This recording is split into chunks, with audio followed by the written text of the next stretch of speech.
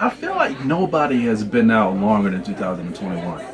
I feel like it's been out in 2019 or 2020. I don't know. I mean, I just watched it, so I don't know. Anyway, Nobody is a 2021 American action thriller film that is directed by Ian Nishuler. Hutch Mansell. That's actually a strong name for a character.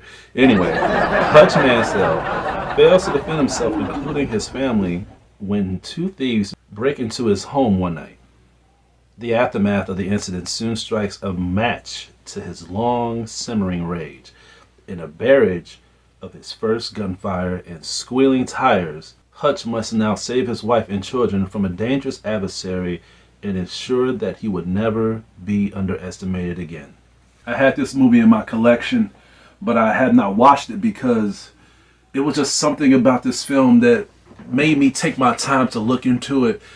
I'm sorry, when a new movie come out, or when a movie that people recommend me to watch be in the interest level, I take my time with it, not because of how I feel. It's just because I need to be in a mood for it. That's the reason why when new movies come out, I really don't review them, because I don't really care for views. I don't really care for the hype of trying to boost up my channel. I want my channel to be boosted up, but I'm not really a rush hungry person when it comes to being noticed. If people watch my stuff, that's great. That I really appreciate it, especially when you subscribe to my channel. That's the reason why I don't tell people to subscribe every time I fucking do a video, because I just think that's annoying. But if you don't, then I just do it for my own entertainment. I'm saying that to say this. Nobody was an interesting film. It's not bad, but it was not great either. The movie picks up normal. It picks up like any other normal revenge adaptation, John Wick rip-off film. But when it comes to revenge films, and it's like I said many times, when it comes to revenge films like this, when I do reviews, they normally focus on how to get revenge than how the characters was before they died or before things end up getting bad. And with this movie, it does this. We be focused on Hutch's character that is played by Bob Odenkirk. Now, I'm going to say right now, his character, I love his character. His character is believable. I felt the weight of his character, and I felt the emotion of his character alone when it comes to what he did in the past, how he is now, and the stuff that he has to go through when it comes to dealing with his family, dealing with his job, and just dealing with everyday life. So when things end up taking place, you feel the frustration. You feel the shit that he goes through. And then what I like about it is that the fights that he does is realistic. But this is a double-edged sword, because I wish with films like this, when it comes to a person that used to be great at what they do and how they are now when it comes to them being older, I wish they had like a comparison, like a before and after, how Hutch was, how he was when he was younger to how he is now. That would have been a very good scene, in my opinion. Now, as for the pacing when it comes to the emotional weight for his character, I cared about him, and that's it. I didn't care about the family. I didn't care about his daughter. I didn't care about nobody except himself, because they focus more on how he is, how he deals with things.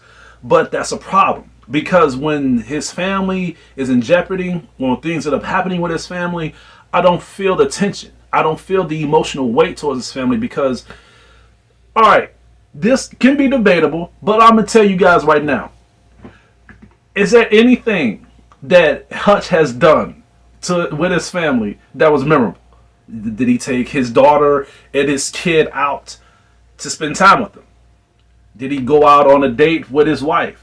Did they have any arguments? Did they have any good, deep conversations? Did they talk about their past? Did they talk about their history? Did they talk about certain things that will build up the character development at all?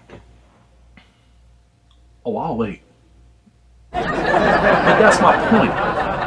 That when it comes to movies like this, when it comes to main characters going through things in the future, when it comes to people being jeopardized of the violence or they might get killed off, I want to feel the weight in the balance of the characters being killed off or when things that I'm getting bad. It makes it more engaging, and the film actually lacks that when it comes to his family. Now, I was talking about Bob's fight scenes. Now, like I said, I liked his fight scenes. His fight scenes is actually what builds up the movie a lot because it shows how an older person can get his ass beat when it comes to dealing with a lot of young punks going through gunfire and just dealing with certain things that they just cannot normally do. But at the same time, I was disappointed because I wanted to see how he was in the past so I can see how he is now, so I can be like, damn. you know? So it's more focused on the, you know, the presence of how he is in the time of the film as it takes place. But I feel like, because they bring it up a lot, like, you know, you used to be like this back in the day. I used to be like this back in the day. Okay, but let's see how you was so we can feel that. But the fight seems still enjoyable. But if you're like me, if you want more meat on a grinder for how people can be when it comes to films like this, you're going to be a little disappointed.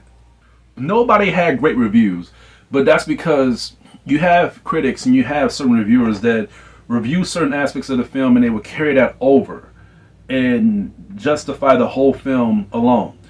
People have gave, and I'm just going to say it, people have gave Nobody an extra rating just because of Bob's acting performance alone. That's it. Same reason why they have gave Pig a great rating. Same reason why they have gave The Green Knight a great rating, because of the acting of the main character alone. And I'm gonna keep saying this: self-acting should not be enough to carry a whole fucking film. It should not be. What about the dialogue? What about the side characters?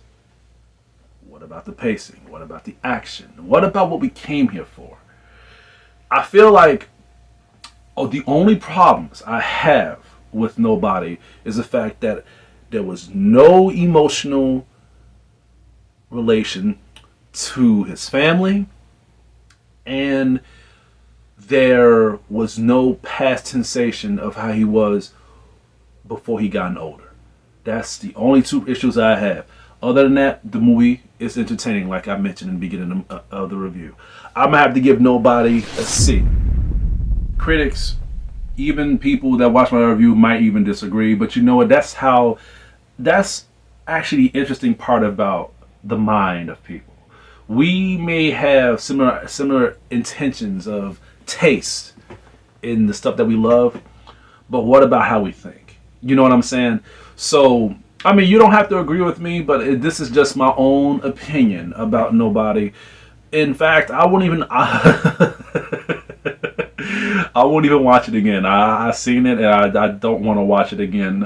It's good, but at the same time, it's not to the point where it's actually honestly an Oscar worthy performance for Bob's character. But it still wasn't really a fantastic movie. Well, that's all I have to say for today. Please stay tuned for more upcoming reviews and videos. Hit it your way. This is Hugo, your critic teacher, and you guys have a damn good day.